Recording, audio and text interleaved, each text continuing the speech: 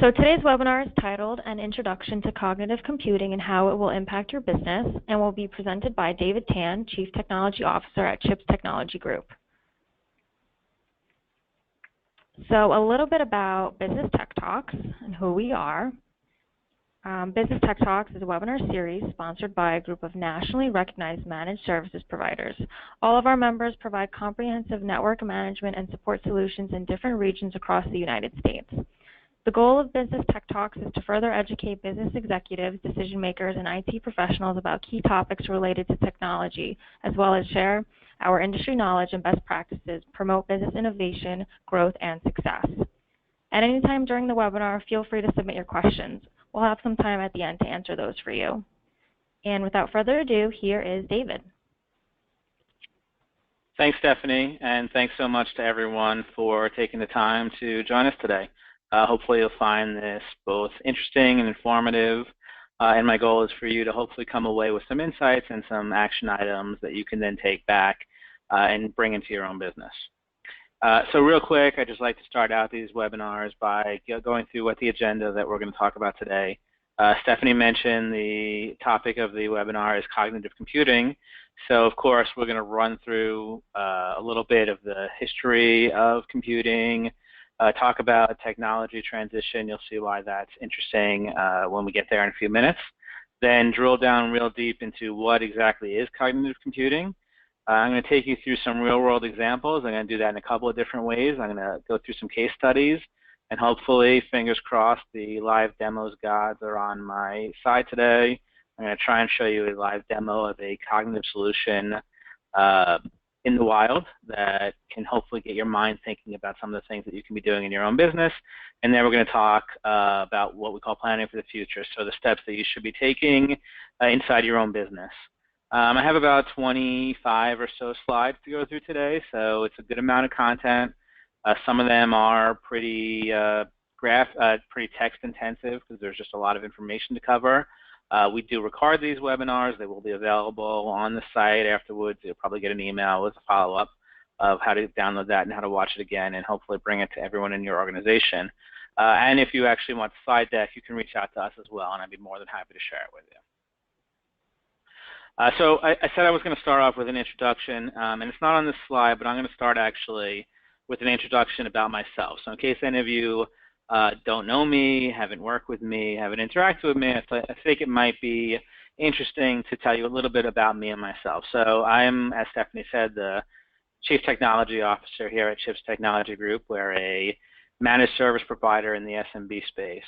We've been doing this for going on 24 years now, so I have a pretty diverse background both in business and technology, and what I love is how those two interact and intersect with each other.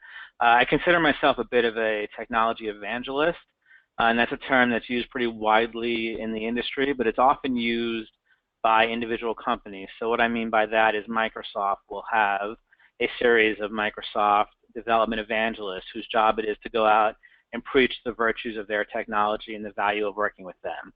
I am an agnostic technology evangelist, meaning I just preach the value of technology, and I like nothing more than helping people understand it and helping them understand how it can grow their business and help their business and solve real-world problems. So that's really how I come to this particular topic. Also, full disclosure, I've been working with building and working with a cognitive solution going on 3 years now. We're going to talk a little bit about that as we go through it. So I have a pretty extensive real-world, feet-on-the-street, hands-on knowledge of what we're talking about today. So just to go through some of the stats on the page, and we have a couple more slides about this that I'm going to go to, but some of the reason why technology like cognitive is becoming so widespread is just how data and technology in general are growing. So the first statistic there, 80% of all data is invisible to technology. What that means is that it's what we call unstructured data, right? So it's things that live inside of PDFs, Word documents, web pages, books, you name it. It's electronic. It lives on your network, but it's not in any sort of a structured format that a computer can interact with. It's not in a database. It's not in a spreadsheet. It's not, an XML file. It's basically unusable. Previously, had been unusable from a technology standpoint. And data growth is staggering. We're going to talk about this on the next slide, but I've read statistics that say as much as 90% of all electronic data has been created in the last 2 years, and that growth is only accelerating. And lastly, code runs the world, and you'll see what I mean by that in about 2 slides, but everything you do now is a computer, whether you know it or not. So I talked about data growth. This is just an interesting bunch of statistics around how data is changing in our world. I love the one in the lower left-hand corner. By 2020, there'll be 1.7 megabytes of data created every second for every human being on the planet. So if you just think about that, I mean, we're talking petabytes and petabytes of data created every day, and most of it is going to be unstructured, and that's what the right-hand side talks a little bit about, right? Things like medical records, free-form medical records, things like data that comes off of sensors, everything from traffic sensors to biometric sensors to environmental sensors. Media data, obviously, video and audio, huge. There's something like 6 hours of data uploaded to YouTube every minute or something. I forget what the exact statistic was, but just the amount of this being created is accelerating at an incontrollable pace. I heard also by 2020 there will be an estimated 100 billion connected devices. So a connected device, you've probably heard the term Internet of Things. A connected device is anything that connects to a network or to the Internet. So that can be everything from the watch you wear to your refrigerator, obviously computers and laptops and tablets and phones, your dishwasher, all your home utilities. They'll all be connected, and as soon as they're connected, they're generating data, and that data has value. And there's magic in that data, quite frankly, and there's money in it as well. I talked about how code runs the world. So if you look at the top middle of this page, I'm going to start from the bottom up. A pacemaker, a life-saving device, keeps people alive, literally. There's 80,000 lines of code. It's a lot of code in a pacemaker. The car you're driving, especially if you're driving something like a Tesla, 100 million lines of code. So just think about that. Pacemakers, I don't know if I have an intelligent, they were probably 50s, 60s time frame, not a million years ago, but not yesterday. A smartphone, like the first iPhone came out mid-2000s, 1.2 million lines of code, over 100 million lines of code in a phone. So everything is becoming a computer. Like I said, your home appliances, your lights, your healthcare sensors, you name it, everything is a computer. And these are all the reasons why some of the technology I'm going to talk about is really starting to emerge. So I think it's important always to take a step back before we look forward. So I'm going to talk at a very, very high level about the history of computing. So we like to divide it up into 3 eras. Starting on the left, the tabulating systems. These are essentially calculators, right? Before any sort of a computerized calculating system existed, and these weren't computers, they were just tabulating systems, but they were simulating calculations that people used to have to do by hand. Obviously, we can all do the calculations that these systems in the early 1900s could do faster in our heads than they could do them. But if you consider when it was and how long ago it was, these were tremendous breakthroughs, right? Fast forward now 50 years or so to the mid-50s, and we create what are called the era of programmable systems. These are what you're used to today, believe it or not. Computers that you can program to do what you want them to do. So that's everything from programming how a word processing application works, to a database, to programming the phone, how your phone works. They're all systems that are built and designed programmatically. Skip to 2011. And we will see this date again in a little bit, why this is a important year. That's the dawn of what we call cognitive systems, when systems start acting like humans and thinking like humans. But I don't want to get ahead of myself. But that's just kind of a brief history, again, from a very high level. So it tells you that I think we're at an inflection point. And if you remember the description of this webinar at all, I talked a little bit about how these technologies are going to be revolutionary. And I'm going to say that probably many times throughout this webinar, and I don't want to overstate it, but I want to tell you why I think that is the case. So this is what we call the 3 principles of technology transition. Basically, in a nutshell, revolutionary technologies take decades to evolve. So we just looked at that, right? 50 years between the tabular and the programmatic era, and then another 60 years between the programmatic and the cognitive era. And dramatic change happens when technology becomes mature and ubiquitous. You can add price into this as well once it becomes within reach of the average person. That's when real technology starts to change. So they like to say that pioneers get slaughtered. So the early adopters are the ones always blazing the path. But it's once this technology gets mature, once it becomes widespread, that's when dramatic change really starts to happen. And I don't think this is overstating technology transitions can revolutionize industries. Obviously, whether that's automation, computers in general, calculations in general, the things, when technology changes, entire industries change and grow around it.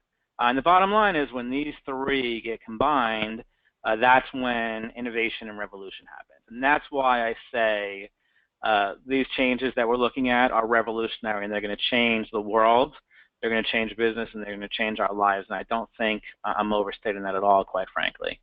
And you'll see, I think we're at a point now where these three principles are properly aligned. So that's a little bit of a history lesson. So we're here to talk about cognitive computing, though. So I have a few slides about what exactly cognitive computing is. This would be kind of the textbook definition. Basically, cognitive computing simulates human thinking. I'm not going to read all of this to you, but it's when you can program a computer to act like a human. The human brain has something like 100 trillion synapses in it. There's no way a computer is probably ever going to get that intelligent. It's certainly not in our lifetimes. But you can simulate that type of intelligence, and that's what a cognitive system is. And I'm going to drill down a little bit more into that. I think that the first bullet point on this next slide is really important to emphasize. I'm not going to talk about artificial intelligence because I think in a lot of ways it's a bit of a misnomer. But cognitive computing and artificial intelligence most certainly go hand in hand. I'd say cognitive computing is a component of artificial intelligence. But what's critical to think, and what's critical to remember, I should say, is that cognitive computing is more about humans and machines collaborating, not machines replacing humans. I have some business cases and some case studies and use cases that will emphasize that in even greater detail. But it's one of the fundamental points that I really can't overemphasize. We are not building robots that are going to take over the world. We're not eliminating jobs. We're changing the way people work without a question. But we're not getting rid of people. This only works when we synthesize and work together and collaborate. And the next bullet point, cognitive computing is context aware. So I mentioned dark data. I mentioned unstructured data. This is what cognitive computing specializes in, dealing with large amounts of data that are not necessarily well organized, but they are goal-directed. And I'm going to talk a little bit more about what that means.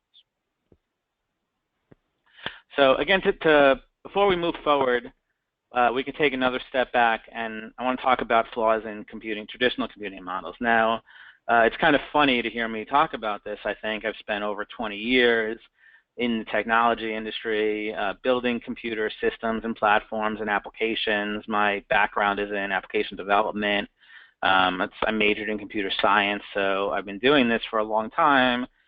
So to hear me talk about why these systems are so flawed, some people may find kind of funny. But fundamentally, traditional computer systems are based on the past, and they don't anticipate the future. So what does that mean? So we're using logical assumptions about how a business operates. So when you build an application, you're building business intelligence and workflow and business process into that application. But at the very core of it, you're looking at what has happened and building a solution around it. And they're not designed for changing business models, only historical perspectives. So we've always done things this way.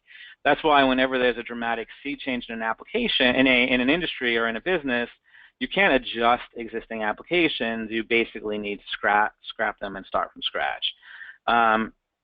Something else that's important that we're going to talk a little bit more is data. Data is ingested into these systems after they're designed.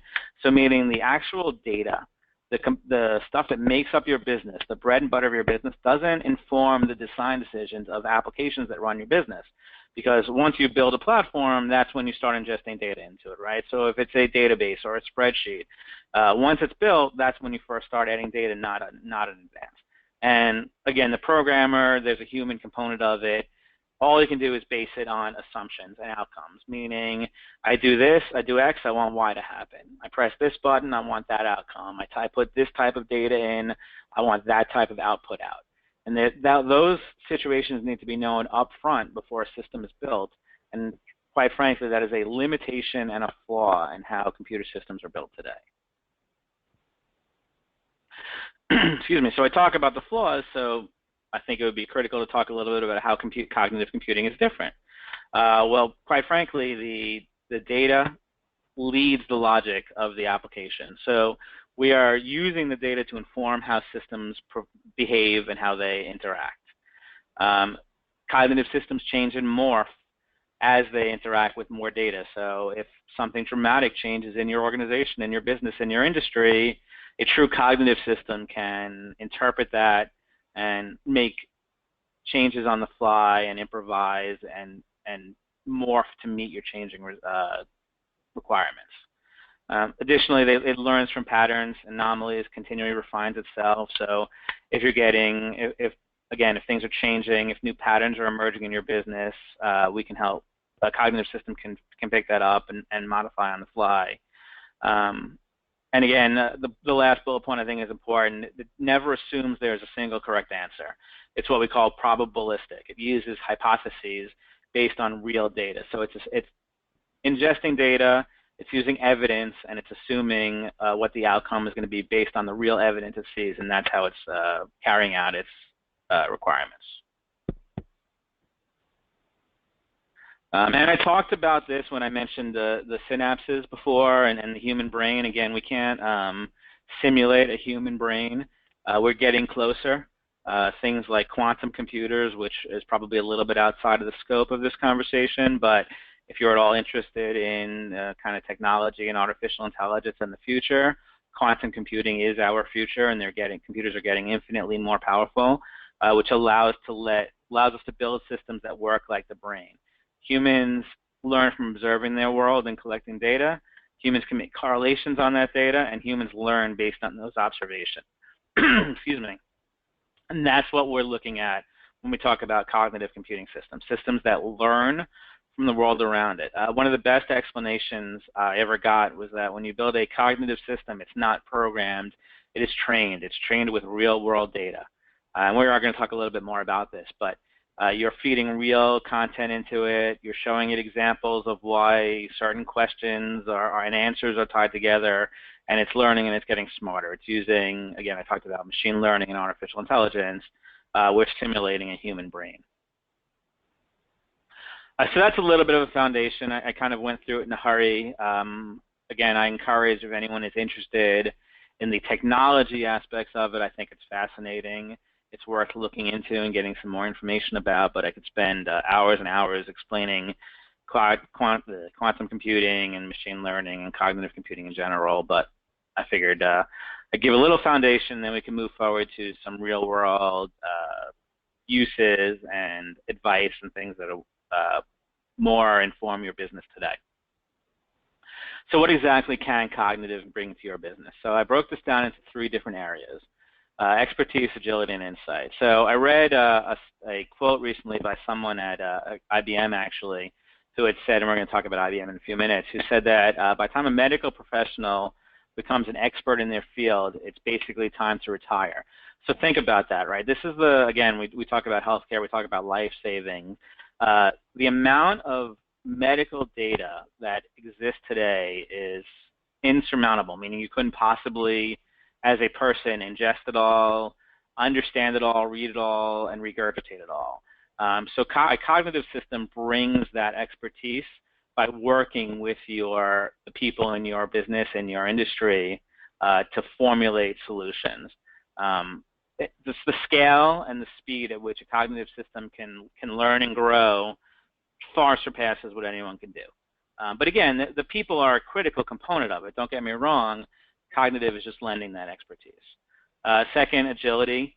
the ability to quickly adapt to conditions. So if you think about a typical business, and one of the examples I'm going to talk about is a retail line of self-service coffee shops. So if you think about a business owner monitoring customer behavior and transactions and patterns and just how they interact with the business, the amount of data a system like that, or a store like that rather, is throwing off is tremendous to begin with. And then you have to first look at it and analyze it in a vacuum. It's almost impossible to understand, whereas a cognitive system has the agility to adapt to changing conditions basically on the fly. So as things change in the environment, in the business, and your customers, you can make those adapt. You can adapt quickly.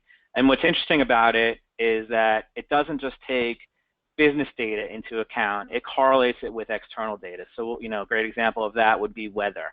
So we're going to, again, I'll talk about that when I cover the coffee shop, but integrating weather data into insurance decisions or retail decisions is incredibly powerful compared to what you can potentially do on your own. And last but not least, insight, and I talked a little bit about this, it's absolutely impossible to look at data from all corners of your business, correlate it, and figure out how to act on it. Systems that have infinitely more power and capabilities than humans make this basically novel work.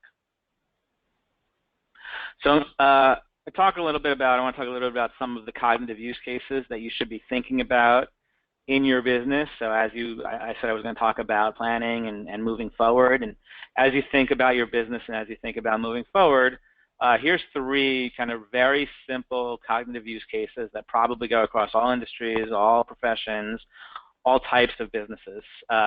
Virtual agents, whether you know it or not, I think about 50% of all people have interacted with some sort of a quote-unquote chatbot. So that's a cognitive system simulating human interaction. So if you're on a website and a little thing pops up and says, hey, do you have any questions today? Chances are the person that you're communicating with is not an actual person. It's probably some sort of an automated bot. And making those bots more intelligent is obviously a savings on resources, better customer service, and it's a pretty simple application to program in a lot of ways. But there's also intelligence in there to get people involved. So what I mean by that is, let's say you're on, I'll use an airline. So let's say you're on Delta's website and you are chatting with what you don't realize is a bot, and you ask a question that it doesn't have an answer to. It seamlessly transitions that instant message conversation to a person that you might never even realize that it did that transition. Second is what we call exploration applications. So this is what I talked about, finding correlations in data, picking out behavior, customer behavior patterns, and diagnosing. Diagnosing is tremendous in this. What I mean by that is both healthcare, any sort of issue resolution. So when you can combine a lot of content that a person couldn't correlate manually, that's diagnosing. And there's one of my examples. I'm going to show you how that can be life-saving in the real world. And sensor-based applications. I mentioned that by about the year 2020, there'll be 100 billion connected devices. So again, everything from your car to the Fitbit you're wearing, health tools, health monitoring tools. There's a hospital, I believe, in upstate New York that has a cognitive solution in place that basically all of their patients' health and wellness information feeds back into their centralized database, along with things like, again, biometric feedback, right? So how many steps they took that day, or blood pressure monitoring, pulse, temperature, things like that. And it's all correlated at the hospital, which lets the hospital do preventative medicine a lot more effectively than you could do from your doctor saying, I think you should take 2 aspirins a day because you have heart disease in your family, or you're every 5 years go get some sort of a prostate exam or something else. I mean, that's great preventative medicine, but it's not personalized and doesn't actually cater to individual people and your actual needs. So what I did here was I threw up a bunch of industries that I think might be that are actually great early adopters of this type of technology and how you can start thinking about working with it. So of course I mentioned healthcare.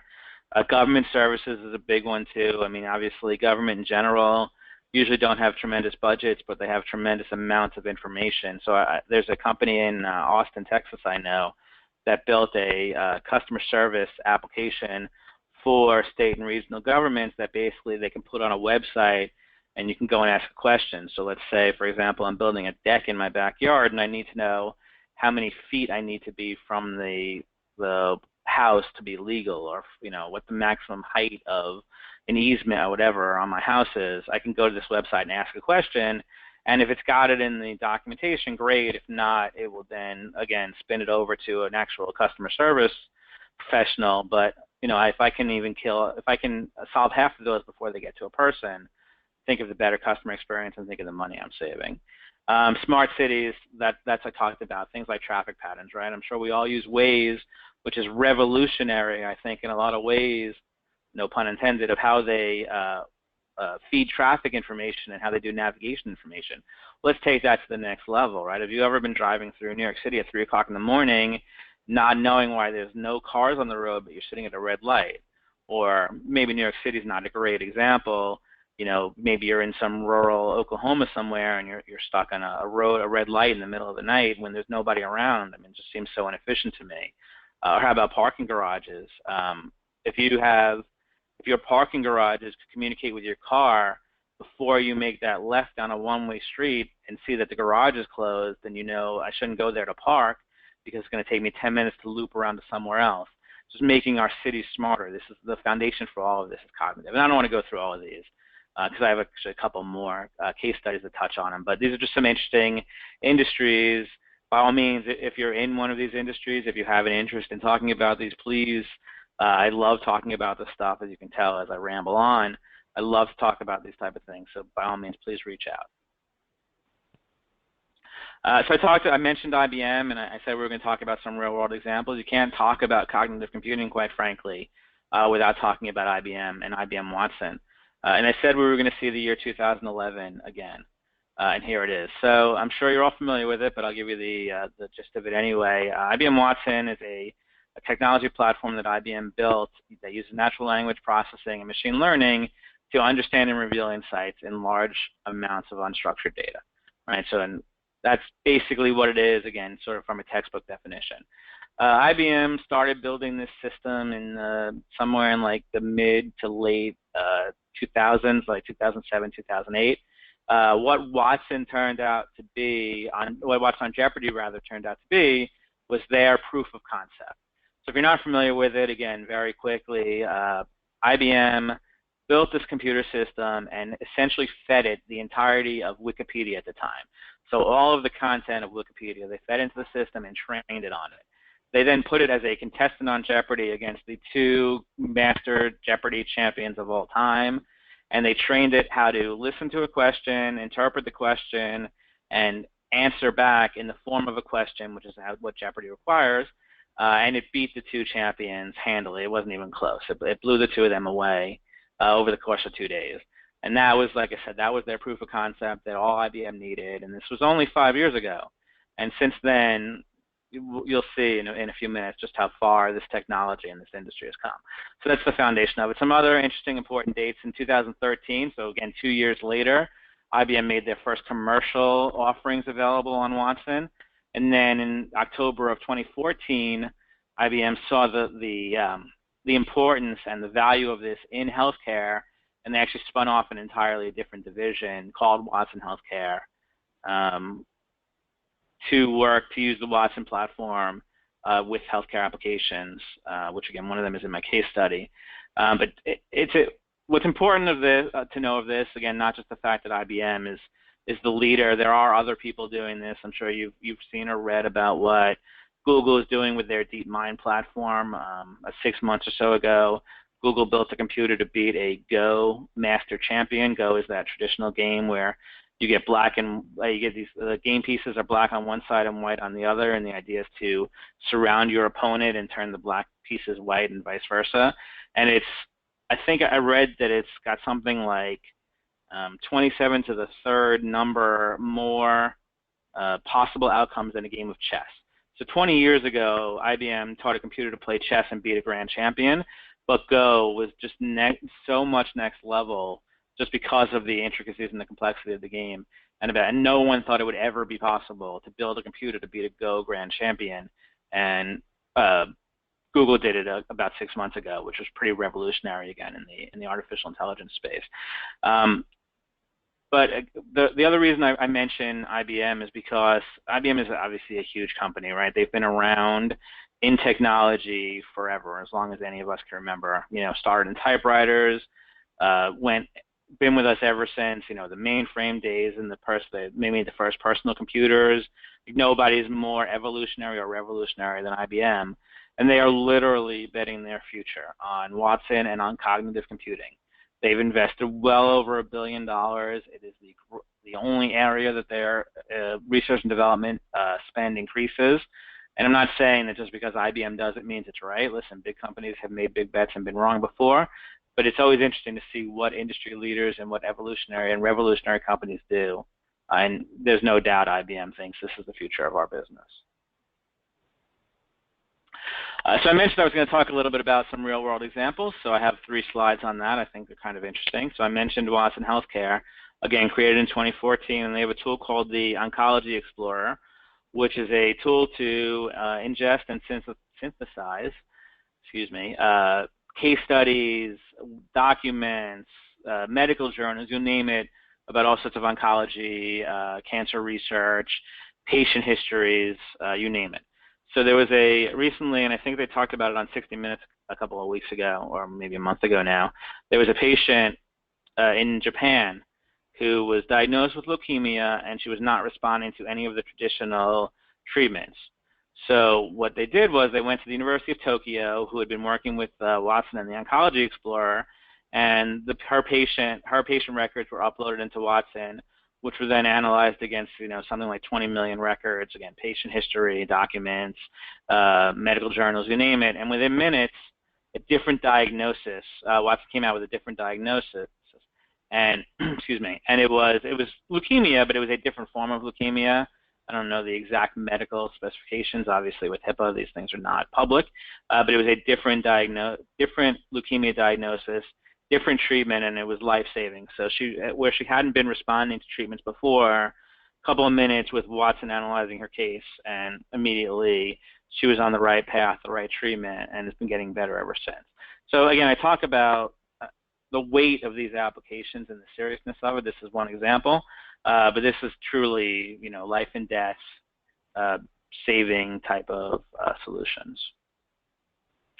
I mentioned this one before. This is that self-service coffee shop. So the company name is Honest Cafe. They have 6 self-service coffee shop, and the way they're working with Watson is that they're basically mining their data, their customer data, everything from transactions to payments, everything you name it, and they're integrating that with external data. So I talked about local weather and local news and things going on in their local environment, and it's enabled them the ability to uncover all sorts of different insights and trends in their business. So for example, they realized that their customers were using their cafes kind of the way a lot of us use Starbucks, right? As a place to meet, as a place to work for a few hours, or a place to, you know, kind of sit down and catch up and get things done.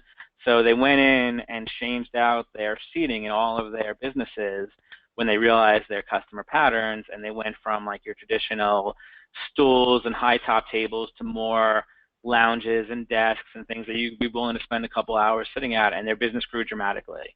Now, I mean, I guess you could say cause and effect. Maybe if they did that anyway, the business would have grown regardless, but you know, that insight was driven by something like Watson on the back end. And again, they're also, like I said, integrating it with other data, right? So as weather patterns change, maybe they realize what drinks are going to be more popular. So obviously, if they're getting a warm front, the hot drinks are probably not going to move as well. So they stock up inventory on colder drinks, things like that. And this is all by integrating their data and external data sources and synthesizing it in a cognitive platform. Last case study, and then I'm going to try and show you a real quick, actually no, I have one other business case, and then I'm going to try and show you a real quick demo. North Face, we all know the North Face. They make outerwear, jackets, and hats and shirts, anything that you wear for, I guess it's mostly in cold weather. So they were one of the first companies I had ever heard of, probably going back 2 years now, that work with Watson. And basically they have a Watson-powered website, and it's what we call an interactive shopping experience. So the way it works is you go there and you can have natural language questions with the agent. But it's more than just a bot. So what I mean by that, so let's say I go to the website and say I'm going hiking in Colorado in December. Well, that's all those pieces of information Watson and North Face are going to use to formulate product recommendations for me. They're going to say, you know, oh, it's going to be cold there, you need this cold weather gear, and you need this survival gear, and you need this, you know, type of comfort gear, whatever the case may be. So it's a lot more than just a question and answer. It's an actual interactive shopping experience, but it goes a step further than that. So you can integrate your social media. So let's say I tweet a lot, or I have a very active Facebook or Instagram feed. If I'm willing to share that information with this application, it will ingest that and it will learn my personality. So maybe by reading my Twitter feed or my Facebook feed, it determines I'm a very adventurous person. Well, then it'll make product recommendations based on something more adventurous, right? It'll say, hey, you should try, you know, ice climbing, or you should try, I don't know, I can't think of something crazy, you know, downhill snow biking. I don't know, I'm just making things up, but it will understand that, and it gives me a much more custom, much more tailored solution, and it also combines that with my purchase history and my customer history to give me a complete picture. So again, things you couldn't do, right? I may walk into a store and have that one-on-one conversation with a customer sales rep, and I can probably get that level of experience, and that's great. And that's the value in retail stores, right? That's why I like to shop at small businesses, because I can build that level of rapport. But a large company can't possibly do that on a one-to-many, right? That's just not you can't scale that business. It's not cost effective. Those are lifestyle businesses, which are great. You know, if you want to run a lifestyle store that sells, you know, bikes, for example, bicycles, you can have that level of comfort with your customers. But if you're Trek and you want to make that available on your website, it's just not a possibility unless you have a system like this in place. I'm actually going to run through this real quick, and then I'm going to show the demo. So this is not a real-world application. This is more of a business case. I know the insurance industry fairly well, just from, you know, my history and companies I work with. And this is just a kind of a model to give you to think about how you can re-envision a simple process like insurance and underwriting. So at the very top here is basically the 3 steps of the underwriting process as it is today. Review an application, make sure it's complete, you know, check all the boxes, fill in all the forms, whatever. Review and apply underwriting guidance, right? So let's say you're underwriting a life insurance policy. Is this a person a smoker? Yes. Is this person overweight? No. Is this person whatever? Well, those all tick certain answers, and certain guidance gets applied to it, but there's no intelligence behind it. It's basically all binary, ones and zeros, yes and no, and those inform your underwriting decision. In a cognitive world, though, instead of just reviewing an application, the system could actually extract that information and understand it and summarize it better. And it could then enrich it by combining it with internal and external data. So again, on the left-hand side at the bottom here, you see some of your customer data. But on the right-hand side, you see public data, right? Things like I talked about weather patterns and public medical literature. So maybe there are certain risk factors that need to be taken into account on your life insurance policy that an underwriter wouldn't spot, but a system would synthesize based on the public and the customer data that's available. And you can also inject some business intelligence into this by evaluating products and key metrics, right? So maybe a policy you've been selling is not performing well for your customers, so that those key metrics, that business intelligence, may inform a different decision or a different direction. Or maybe this person has 3 other products that they're already buying from you, and when you bundle this 4th one, it gives some extra added value that the underwriter may not even know about. So again, I don't need to go through everything step by step, but it's about improving the decision making, constantly learning, because there's a whole feedback loop where all this is fed back into the system. Systems are constantly getting smarter and smarter and making better, what we call evidence-based decisions. So again, this is just a very high-level overview of the type of thing that you would potentially use a cognitive system for.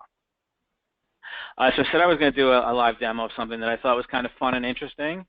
So bear with me while I change my screen, and hopefully, as I said, the live demo gods will be on my side today. Okay, so probably about a year and a half ago, I was at a conference around cognitive computing, particularly around IBM Watson, and they had what was called a hackathon. So if you're not familiar with it, a hackathon is where basically programmers get into a room without any history, they don't know each other, and they get a bunch of technology thrown at them, a bunch of systems and resources, and they say, build the best solution. And it may be, you may have 24, 48, 96 hours, whatever the case may be. I think this was 48 hours. And what it was, Watson was brand new at the time, so these were people that had never interacted with the Watson system or API. And the 3 or 4 people came together, and this is the solution they built. It was in New York City, which is why it's the New York City School Finder. It's been refined a lot since then. Obviously, the initial version was a lot more raw. But the idea behind this is to just show you kind of an interesting, again, have you thinking about your business, how a real-world scenario of what type of thing you could do. So what this is called, like I said, New York City School Finder. And the idea behind it at the highest level is finding a way to pair your child, let's say your child's going to a public school in New York City, pair your child with the best school for them based on their personality.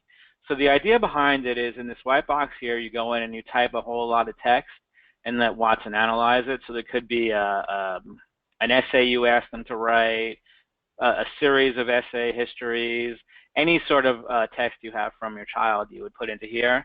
I'm not going to do that. I'm going to use a real sample instead. So if I go here, I'm actually going to choose a piece of text from Barack Obama. So I'm going to select this. Now I'm going to copy it. And I'm going to come back here. And I'm going to paste it. So what I just did there, again, I don't want to make you think I'm doing any magic behind your eyes. I pasted a speech from Barack Obama or a transcript, I forget exactly what it is, to get his personality insights. So I click Analyze. Now, this is powered by IBM Watson. So what it's doing is it's using one of their APIs, application programming interfaces, called Personality Insights. And it's ranked me, or this person, this subject, based on 5 areas of personality: openness, conscientiousness, extroversion, agreeableness, and emotional range. And it's given me a score on the whole spectrum, again, so in openness from down to earth all the way through imaginative, and so on and so on. You can see, easygoing, organized. And then it's compared those scores to what it's pre-ranked, which in this case is 435 New York City high schools. And at the bottom, it's ranked 1 to 20, the schools that it thinks are most appropriate for me. So if I hover over one of them, and hopefully you'll be able to see this, I'm the blue, the school is the red, and it's ranked them by whatever is the closest to me. So in this case, it says Brooklyn Secondary School for Collaborative Studies, which I don't know anything about, I apologize, would be the best match based on my personality. And Secondary School for Journalism would be second, and so on. So they used a couple of different APIs to do that, a couple of different systems and platforms. But what's interesting about it is I can scroll further down, and you can see just how much we can drill down and tweak these systems out. So let's say, for example, that personality match isn't that important to me, and I lower that. Well, that changes. This is what we call trade-off analytics. That changes the recommendation. So now if I hover over that, it's choosing the bottom 2 on the right over there. You can see highlighted the Baccalaureate School and the New York City Lab School for Collaborative Studies. So Baccalaureate School for Global Education and the New York City Lab School for Collaborative Studies. Or let's say I change that and I say, you want to keep that, but I don't care about graduation rate. It doesn't mean anything to me. Well then, if graduation rate isn't necessarily important to me, well then this school, the Secondary School for Journalism, is what's the best match for me. And again, you can rank these and you can trade them off. So kind of an interesting use case for this in retail would be, I think there's I forget whose website it is, one of the mobile phone providers' website is powered by trade-off analytics, where you could say, well, battery life is important to me, memory is important to me, but network size is not important to me. And you can sort of adjust your solutions based on that. So I'm sure just about any business can think about how you can use that type of technology, those trade-offs, based on real data to work with your clients better. And by the way, this is interesting because it goes a step further. If you scroll to the bottom here, it recommends potential careers based on on this case, Barack Obama's personality analysis. So it says he should have been a scientist, a photographer, a strategic planner. These are not ranked in any orders. Lawyers up there, which is, that's perfect. I don't see politician on the page. This is not a political commentary any way or the other. I just find it kind of interesting that sort of the power of a solution like this. So I have two or three more quick slides. So let me jump back and then we can ask any questions. Okay. So my last two slides are talking about, like I said, some ideas for moving forward. So if this is something that you're interested in your own business, I just want you to keep some of these things in mind. The biggest takeaway from this one is not to try and eat the whole apple at once, eat it a bite at a time. Really define a domain and an area where you have expertise. I can't emphasize this enough. I mentioned at the beginning of this that I've been working with and building cognitive solutions now going on 2 to 3 years. The training piece of training these systems about what this content is and what it means and how it's representative is the most time-consuming and the most critical success factor, bar none, for building cognitive systems. So it's real important to understand your domain, limit your domain to where you have content and where you have expertise. And it's also equally important to understand who your intended users are, right? Is this an internal application, external? Are you building it for business growth, business optimization, you name it? And again, the types of questions and issues that it's handling, always important to start with the end in mind, basically. So just, again, kind of interesting. And then in the bottom line, the bottom bullet point, sum it all up, kind of what I said, don't go too broad. Come together with focus meaningful so that you can gain attention and buy-in of management. So if you want to go to your, some sort of a business head or some sort of a business stakeholder with an idea or a solution on cognitive, I think it needs to be focused and meaningful to really not only gain understanding, but more importantly, gain funding and buy-in. I just want to bring it all back around to sort of touch back on the things that I talked about at the beginning, how I think some of this technology in a lot of ways is revolutionary. And I hope I did a pretty good job of sharing that sentiment and convincing you as well. 3 things to keep in mind when we talk about making the transition. Shift away from the programming paradigm. It's outdated, it's archaic, and it's just not how business needs to work going forward. Things are not binary, they're not serial, they're not ones and zeros anymore. Business is changing, technology is changing. And quite frankly, I can't emphasize this enough. Emerging technology is the secret sauce of innovation. It's very difficult to innovate or disrupt an industry or change people's minds and behaviors with existing technology. And that goes for anything and everything, right?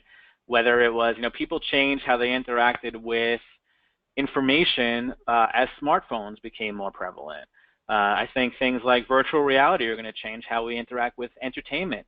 I think that emerging technologies are the only way to embrace, are the things you need to embrace in order to do real business innovation and transform the customer experience. It doesn't matter who the customer is. The end user of the systems that you build is always the customer. So if that is an actual paying customer that's giving you money for goods or services, if that is your internal employees are your customers, if it is your stockholders, if it is your CEO and CFO who you're delivering reports and intelligence to, it's all about transforming the customer experience.